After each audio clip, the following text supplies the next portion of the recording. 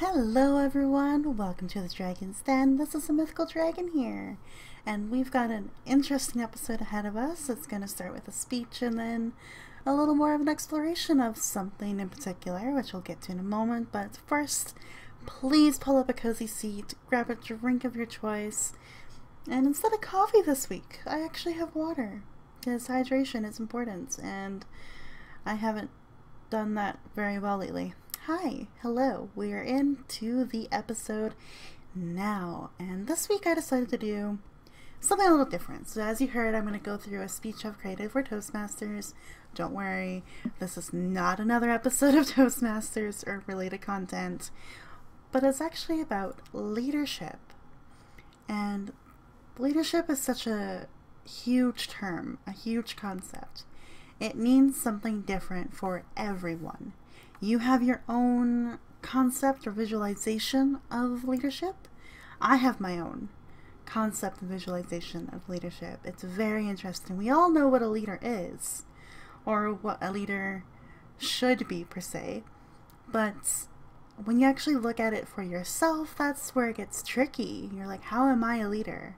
Do I have any leadership qualities or attributes? And I'm here to tell you, yeah. You most likely do, even if you're not good at speaking, even if you're not good at leading a whole team. I'm sure there's something that you do regularly that means you have leadership potential. So we're going to go through an episode like that, where I'm going to share with you a speech I've done based on a leadership style project. And I'll go through that speech and then I'll break it down and explain different parts of it a little more in detail, a little more carefully.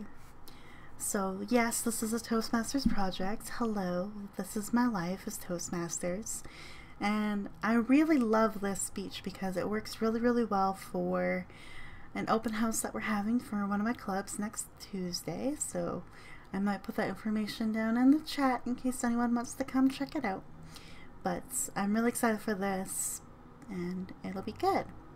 And the title of my speech is actually the title of this episode, Being a Leader More. So without further ado, let's begin with the speech. I think you'll see why I want to start with the speech first, and then we'll break it down into its parts and my interpretations of everything and my realizations too, as that's a really important part of being a Toastmaster, going through these projects and trying to have a lot more personal growth than you expected. There we go. So let's begin. The title of the speech is Being a Leader More. Leadership and learning are indispensable to each other. John F. Kennedy. I've approached my journey in understanding what kind of leader I am or would like to become through this lens as this project began. Throughout my life, I have not seen myself as a leader, despite having taken the lead in a number of events, activities, and projects. It's just a fluke that turned out well. I would often tell myself this after a successful event. Taking the credit for a well-done job or a well-led excursion has not been in my repertoire. However, now that I've taken the moment to learn more about my leadership style and attributes, there might be more to me being a leader than I have previously believed in. Where I tend to strive as a leader is through three key leadership styles: democratic, coaching, and altruistic. I am someone who cares about what each member has to say in terms of decisions being made, changes being implemented, and hearing why even just one member may disagree with something everyone else is on board with, aligning well with the democratic style. For example, in creating some flyers for a study hall event I was hosting and creating, it was never enough to simply have the president of the student council in high school sign off on it. I needed to hear the committee members' thoughts and feelings on the poster before the final draft was posted around the entire school. As for the coaching leadership style, I see myself employ this style more often when checking in on people on my team on a one-to-one basis. If I can help someone accomplish one goal or make something a little easier for them, I will do what I can. An example of this is during the many meetings I have with my friend Austin, where I do check in, offer assistance with any project or the many items on our conjoined task list, and offer some sort of insight to hopefully make our jobs a little easier in Toastmasters. Lastly, altruistic leadership style is the one I felt related the most to myself and aligns with my personal values the most.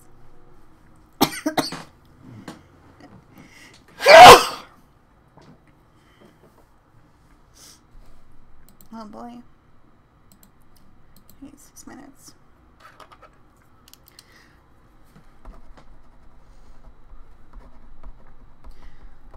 Okay.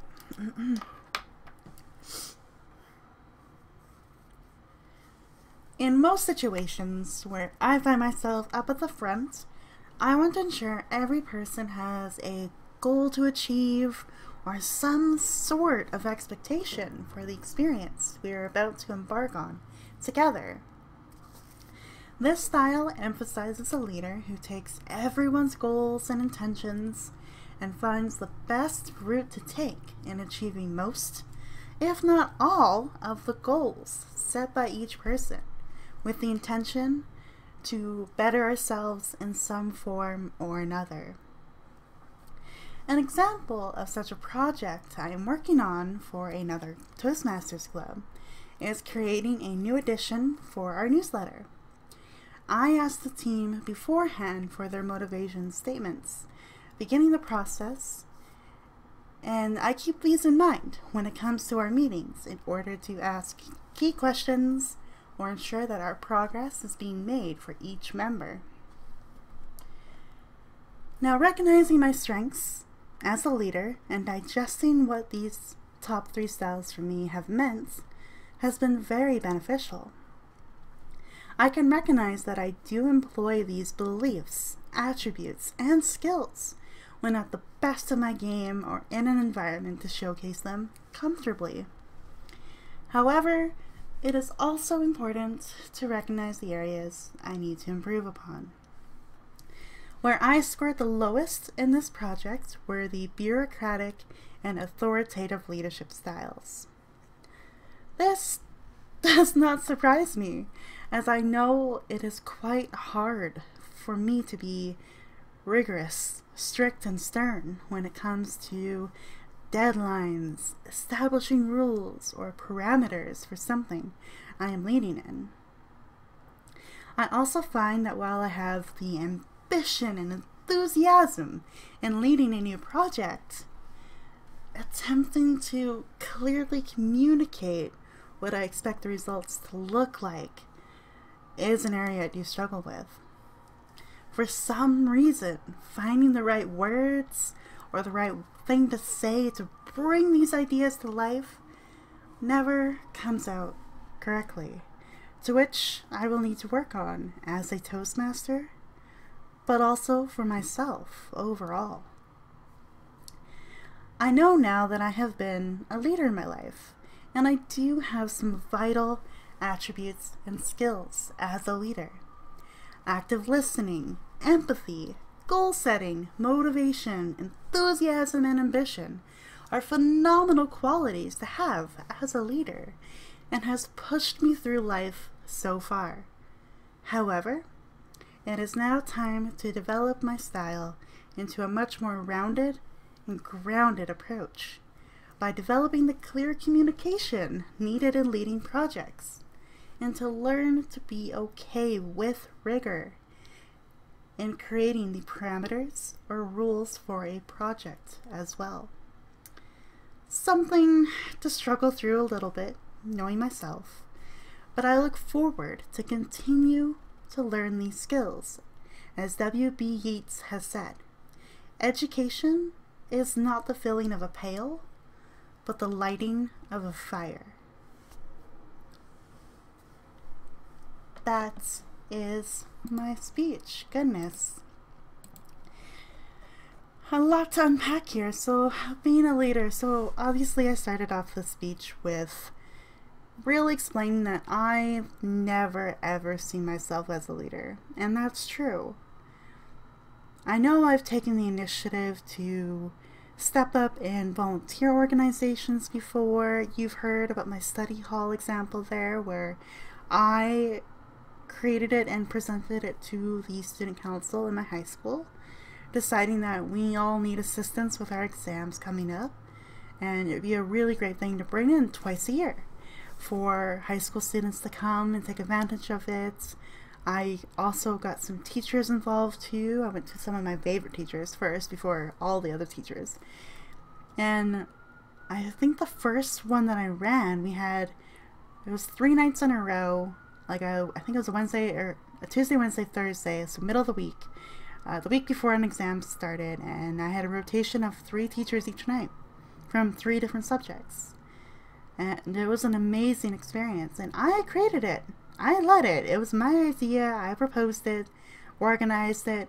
I even got the school a discount at my work for pizza, so there would be like some snacks and some drinks as well to keep energy up and spirits up. I did all of that. Yet I walked away from that example, that experience, feeling like, okay, well, it's over. That's all I did. We're good. We can move on. When really I should have sat down and was like, wow, that was a success because of these reasons. I could have done maybe a little better for these reasons, and take that initiative to reflect on myself as a leader. But I never did. Until now, where I really shared that through that democratic style, that democratic leadership style I have, is many parts of that process and creating that study hall event. I wouldn't just say, we're doing this, that's it, that's final, done. I'm not really that kind of person. I would go around, we had a small little committee for this event, like 4 other people, 4 people altogether, so myself and 3 others. And they were a part of every single decision made in that event. The dates that we should do it, the teachers we should ask, what the poster should look like, and when do we want the final product to be presented at our council meeting. I had them a part of every single step, getting the feedback from all of them. And then when we came together to present it to our student council president, we were a united front. We worked out all the compromises that needed to be made, and he was able to sign off on it, and the event went on. That is a leader, in my eyes. Maybe not in your eyes, but for me, that democratic approach, make sure everyone has a voice in decisions being made, or having a voice in general about ideas and contributing to the team, is important to me, and part of how I do see myself as a leader now. So that was really eye-opening when I did this project, because we had to read through all the material, all the different styles, make sure we interpreted it and understood it better. And when I read through the democratic style, I was like, oh my gosh, this event, that study hall event that I hosted and did in high school, fit that really, really well because of how I went about that project and that event itself.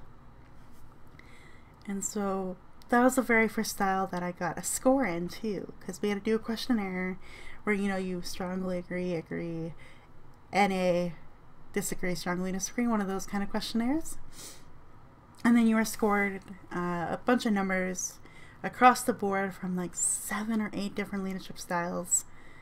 And of course, my speech for Toastmasters is limited. It's only a 5 to 7 minute speech. So I can't go through all 8 leadership styles in 5 to 7 minutes. It's nearly impossible. So I picked my top 3 that I was the best at, and then my bottom 2. And then I ended with a challenge for myself. I want to really become a more rounded leader. We'll get to that in a moment. Why it's important to go through the 3, 2, 1. Explain that a little bit. So that is where that first result I got, Democratic was the highest score I had in leadership style, and I totally understand why. I am that person, even in Toastmasters and on the executive teams I should say, I'm part of two, and even when I do things with friends and gaming nights, like I want to make sure that everyone is playing a game they want to play or that they want to do. Even if I don't want to do it myself per se, which we'll talk about that when we talk about the bureaucratic and authoritative styles of leadership, because that's where my default is. But Democratic was my highest score when it came to understanding my leadership style, and I think it's very important to have that skill, in my eyes. Feel free to disagree, you can let me know in the comments below, but at least for that very first style that I scored in, I can see why it's important for being a leader. The second one is coaching style, and this one was interesting because I heard coaching and I immediately thought back to my bowling coach that I had when I went to provincials here. So I was a 5-pin bowler. Let's set this background right now.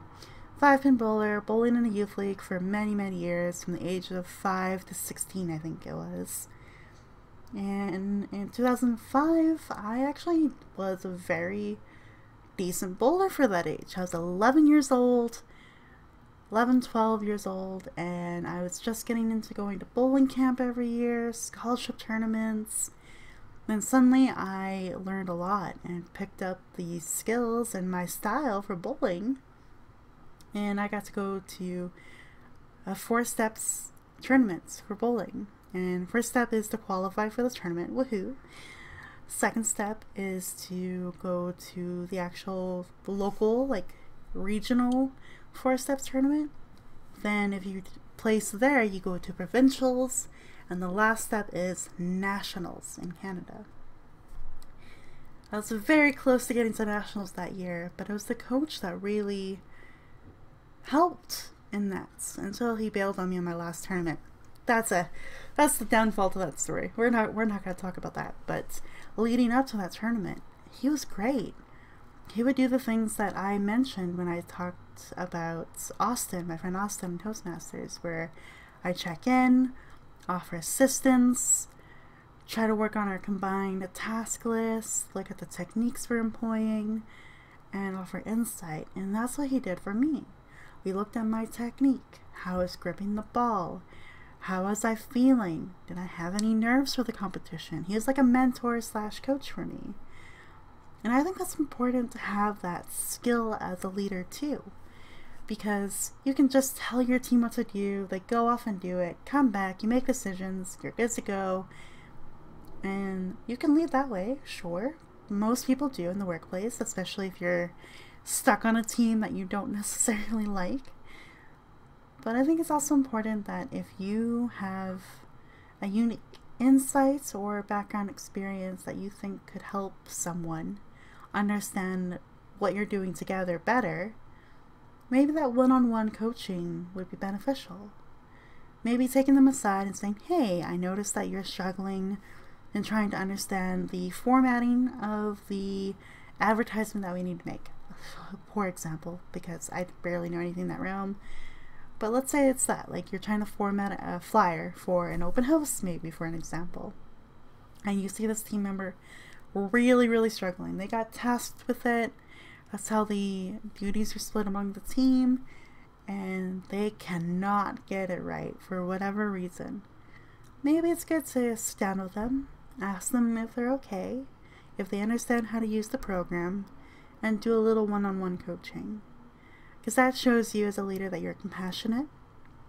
You recognize how your team is feeling, where their strengths lie, where their weaknesses lie, and you can help them build on both and use both to their advantage. So that's the coaching leadership style, and I actually was surprised. I scored in this one because I've only recently really started to do this. Although I think Spam could disagree with that. Probably. Spam, if you're listening, do you agree or disagree that I've been coaching just recently? Because him and I, I've kind of done this like goal setting, checking in one-on-one stuff for like years now, so I suppose I'm not brand new to it, but in the larger Toastmaster sense of the thing, and during the pandemic, I'm more of this coaching leader than I've ever been before.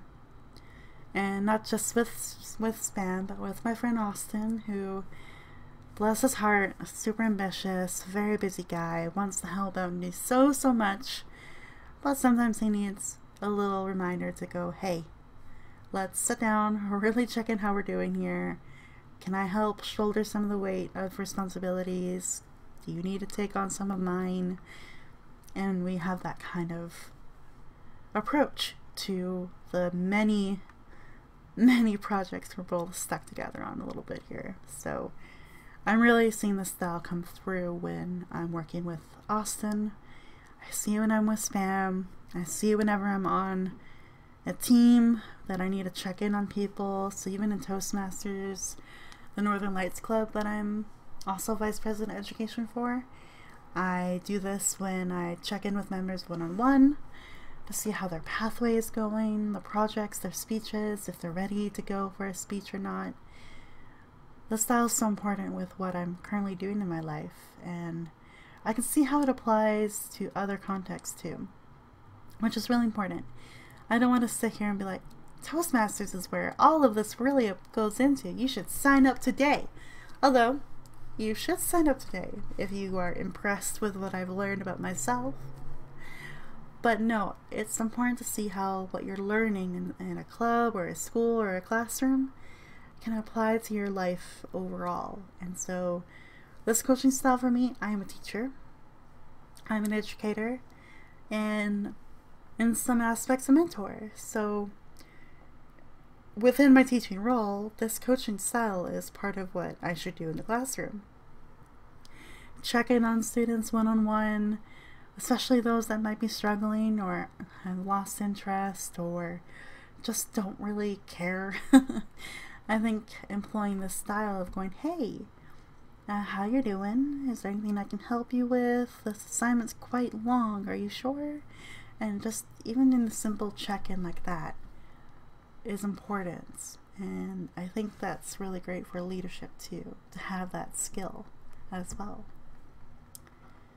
So that's democratic in coaching, altruistic leadership style. Spoiler alert, this was not the third result that I scored the top in. Actually, I tied for my top 3. I got altruistic and I don't even know the other one, affiliative. But I went with altruistic in this speech because, let's be real, how many of you really feel like altruism exists during this pandemic?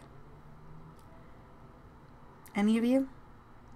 And if you don't know what altruism means, it means to do something good for another person, or just to do good in general. Like, be a good person, do good deeds, do act, do things out of your own heart, without any expectation, without any blackmail or any of those awful things that come sometimes from doing good things. So altruism is just genuinely trying to do good, be better, and grow as a person. And I think that's important to have in a leader as well. Now, you don't have to be fully altruistic. We all slip sometimes. We're human, unfortunately. We are all human. But when it comes to actually leading a group of people, you want to make sure they have something to gain from the experience that you are embarking on together, whether it's a simple study hall poster project or, I don't know, coming up with doing a fundraising charity events, whatever your team is or whoever you're leading or whoever you're in charge with. I think it's very important to sit down with the team and just go around the table and be like, what do you hope to get from this experience? What do you hope for at the end of this event or at the end of this project, the end of the school year, for example? What are you hoping to learn? And that's the altruistic leadership style. And that's why I mention my project that I'm in right now. So it's technically a Toastmasters project called Motivate Others, where you have to ask everyone what their motivations are for joining a team like this and creating a project or creating some sort of product. That's why I'm doing the newsletter for my club this edition. And before we even got fully into it, although I got some of these statements a little late, like a few weeks into this project, a little late, but I managed to go around and ask everyone to tell me what do they hope to get from this experience or from this edition of the newsletter. Because I'm a new member to the team. My friend Eric's a new member to this team as well. Same with Mikey. We're new. Austin and Jing, they're not new. They actually have been working on the newsletter together for months and months and months now. But now we're a team of 5. And it's really interesting to read those statements. And I did one for myself because I had to sit there and think about, well, I'm technically only doing this for a Toastmasters Pathway project, but I'm already recognizing that I want more out of it. So I'm learning what is valuable to our club, to our newsletter, what's valuable to myself, where can I pitch in, how do I recognize my role, or how do I showcase my role in the newsletter so everyone notices and knows that I am paying attention. I know that they are achieving excellent things this year and that we need to celebrate it. So my motivation truly is to check in on myself, see how I'm doing in this Vice President of Education role, and to also make sure that I can recognize my members' achievements. It's such an important thing to do as a leader too. You want to recognize everyone's achievements, and then hopefully through that showcasing or that broadcasting of these achievements, it will motivate the others to be like, oh, wow, so many of our members in Northern Lights, for example, have completed level 1, level 2, level 3, level 4, whatever of their pathway.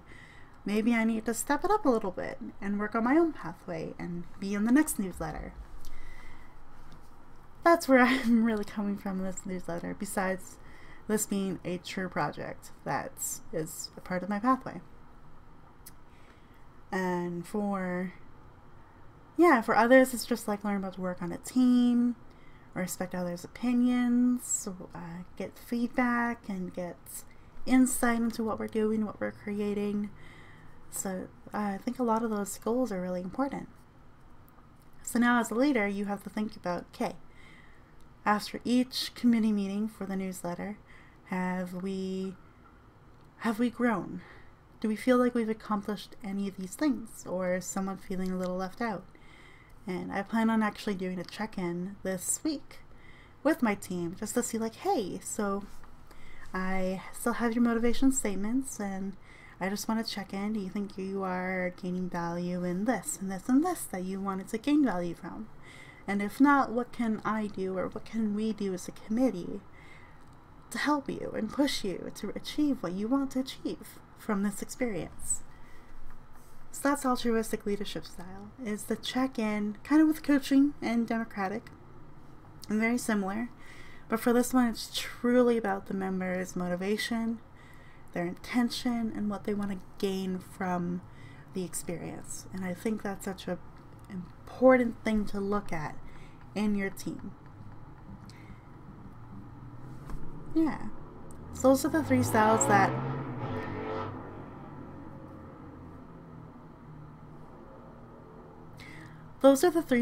that I recognize in myself that I do quite a bit. And I know I use a lot of Toastmasters related examples, but that's because that's where I'm really fostering these skills the most, is through Toastmasters. So I see it in that lens, but I do see it in other aspects of my life too. Yeah, I'm going to keep bringing up Spam here a little bit because I think he can see what I've done with him too. I think I've done a little bit of all 3 of these styles with him. When it comes to like, hey, for my channel, do you think this is a good idea? And getting that feedback and coming to a consensus or a compromise. That's the democratic style. So yep, Spam, we do that quite often for both of our channels really. Which his channel will be in the description below. Go subscribe. Yeah. And then for coaching, I walk him through all the things that he's going through. What are your goals? What are you, I guess this is both altruistic and coaching. What are your goals? What are you hoping to achieve? What are the steps that we can take to get you there? Is there anything I can do to help with this? Some research, I'm looking into things, guidance, insight. That's more the coaching style there. But then the altruistic side here is saying, okay, you want to do this big thing. Great. Why? What's your motivation behind doing this big thing? And so we go through that quite a bit. So yay, thank you Spam for being my in real life example of how I do this as a friend. And we have to be careful there a little bit. Now I gotta draw a line between friendship and leadership. I'm not leading Spam. I want to make that very clear. We have friendship where we do both of these things for each other and together. And that's the friendship where it's very equal and very balanced. When you are leading a team, that balance shifts, of course. You are the one that's supposed to have the authority, the leadership, the bureaucracy of the whole thing. You have to put yourself a little higher than your team. It's just the nature of being a leader. You put yourself a little higher just to make sure things are on track and that rules are being followed, things are being established and well communicated. You're a little higher. When it comes to Spam and I friendship, you should hear us try to communicate clearly with each other and not go on tangents and side rambles, because we do that a lot. We do that a lot. But when you're in a team, you want to try to eliminate those things, the distractions, the side rambles, the tangents. You want to be very clear in your communication, set the parameters, what you're working on, and have a focus. And that leads to what I don't do very well in. Yeah. I'm getting better at it. I will say this because of the huge open house events that I'm putting on this Saturday and this Tuesday morning. So this Saturday afternoon, this Tuesday morning, I am really working hard on trying to communicate what I want from each event, what the goals are, what we're hoping to do, and doing everything under the sun to get these objectives met. So I'm getting a little bit better at it, but also no, not really, because when I'm trying to be strict or give constructive feedback, I don't do a good job of that. You can ask Austin and Spam, because both of them will ask me like, okay, well, what else can I do? Or is there something I can do? Is there something I could do better or improve upon? And I'm like, no, we're good. We're just trying to figure it out together. Yep, see you next meeting. It's really bad. As a leader, you need to be able to observe everything that your team is doing and be like, hey, I noticed that you don't communicate very often with us to let us know how you're doing. I need to see that a little bit more from you. Can you tell me what's going on? Like, you need to have that bone in you to be like, hey, you're not communicating with me very often. I don't know what's going on with you. I know we're busy. We've got our own to-do list, but I need you to communicate. I need you to tell me what's going on. I don't have that bone in me. And I think that frustrates Austin more than Spam. It definitely frustrates Austin a bit because he's like, Violet, I'm learning so much from you, but I can't learn more if you're not going to give me feedback. Which is very fair. Very, very fair. So that's the bureaucracy part of being a leader, is to set that rule, set those expectations, and give the feedback when they're not being met. And that's a huge thing I need to work on, because I think everyone can agree that if you're leading something, you have to have that set in stone. You have to have a vision. You have to have the steps 1, 2, 3, 4, and 5 to hit that vision. And you need to make sure everyone meets each step. And if you can't do that, then that's where all those other beautiful qualities like altruism, active listening, empathy are great, but could lead to the project not getting done on time, or poor quality, And we don't want that as a leader. So that is something I absolutely have to work on. And I'm trying.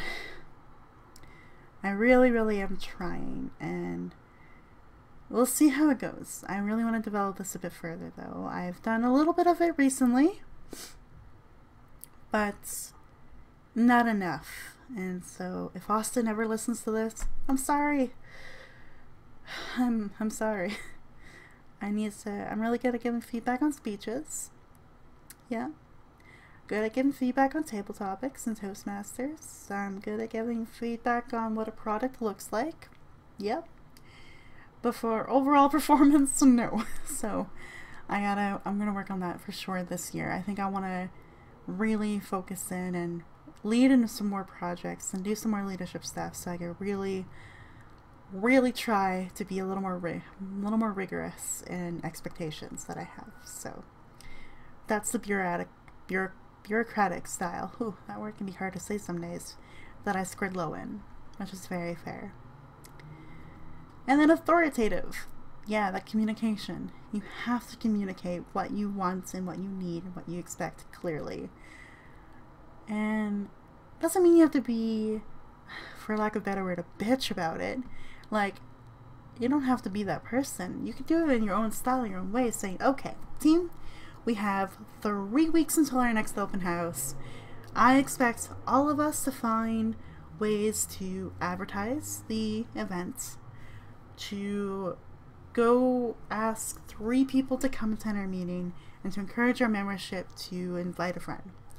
Those are the 3 expectations I have, so that when we host the event, they know to come in 3 weeks, and that we expect guests to be there. Because that's the whole point of an open house, is to bring new people in and showcase what your club's about.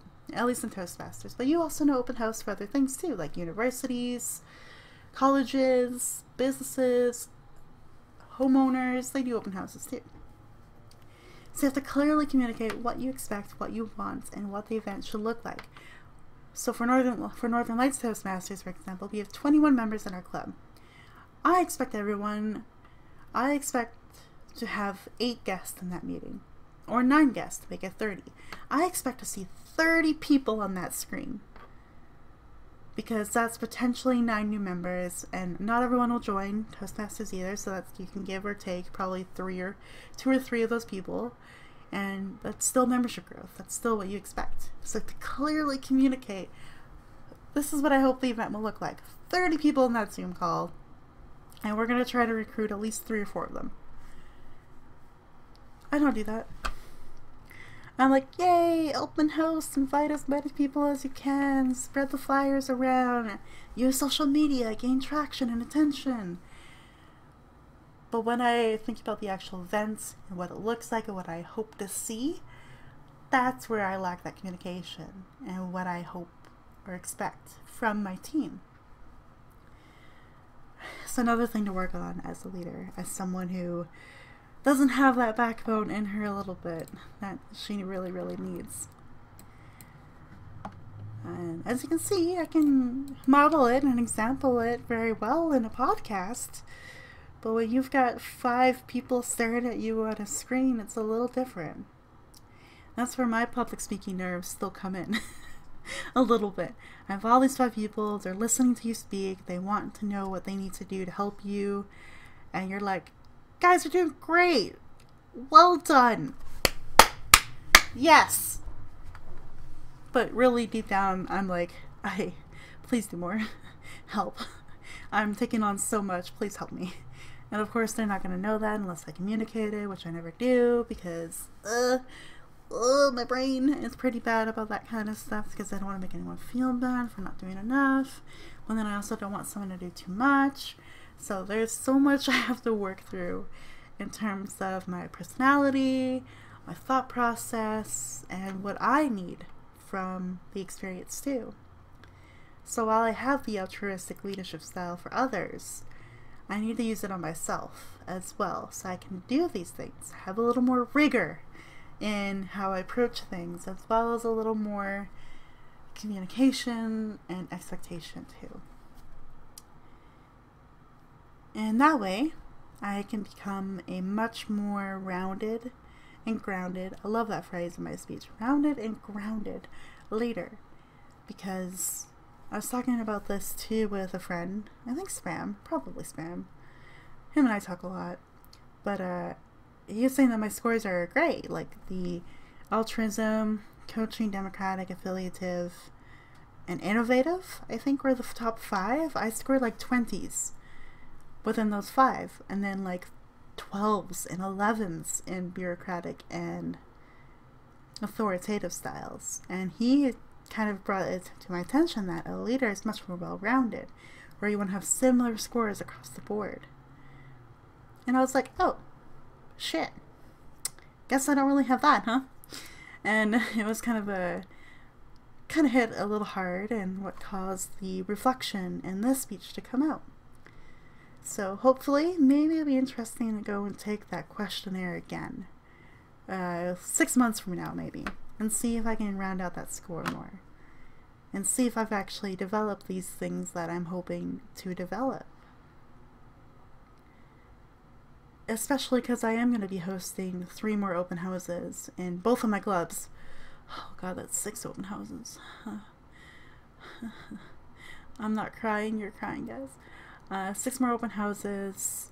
That's 6 membership drives. That's also working on my own pathway and setting my own expectations for projects, and also trying to coach a club back to membership and good standing. There's a lot to do this year where this leadership development could come into play, and then it'll be great to kind of have that in my regular life too, where I can set boundaries with my family maybe, or my sister, or with my work, and really say, hi, this is what I expect from this job, this is what I expect from my role, and this is what I expect from you. This is what I want. Can we talk about it or compromise on it? I'm willing to do so, but this is kind of where my heart's at. This is what I need. So I need to do more of that. I want to see what I'm doing in Toastmasters practically weekly and daily at this moment. Because, oh boy, so much happening for my clubs right now. I want to see this go into my real life too.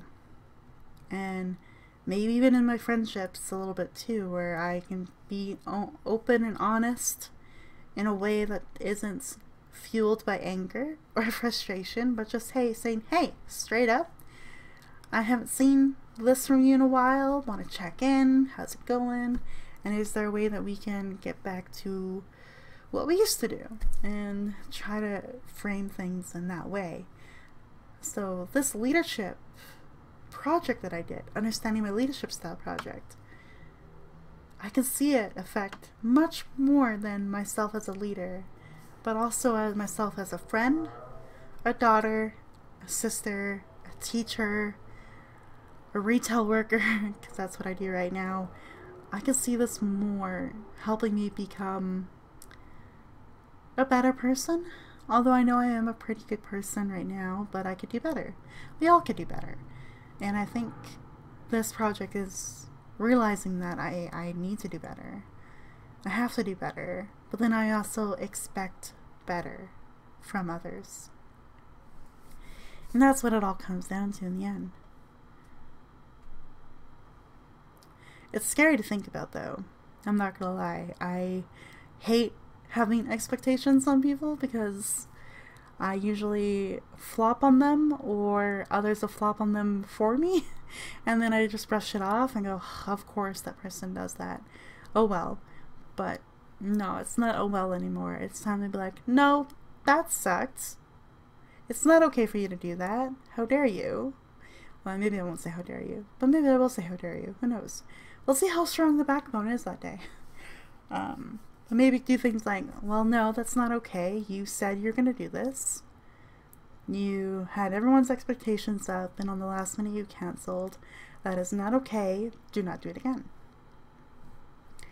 And try to build that in me again. But it's scary because I know that will cause conflicts, and conflict is awful. Who likes conflict? No one. So, a lot to work on, a lot to reflect on, but this was a good episode for me. And I don't know if it's a good episode for you to listen to. I don't know. Let me know in the comments below. But at least, hey, you got to hear my voice. You got to hear my thoughts. You got to hear me as a leader and how I need to improve. That's kind of cool. Maybe it's time for you to reflect on that yourself a little bit, based on the things I've talked about. And let me know if this was insightful or interesting for you. I'd love to know, because I found this useful, but not everyone will. Anyway, thank you for listening to the podcast episode, my Dragon's Den episode on being a leader more. I look forward to maybe reflecting back on this episode in 6 months or so and seeing how well I've done. So I'll be revisiting this episode myself on the channel to see how well I've managed my expectations, communication, and leadership style throughout the year. Thank you so much. Finish off your drinks. Take it easy. And I'll see you in the next episode. Take care, everyone, and bye-bye.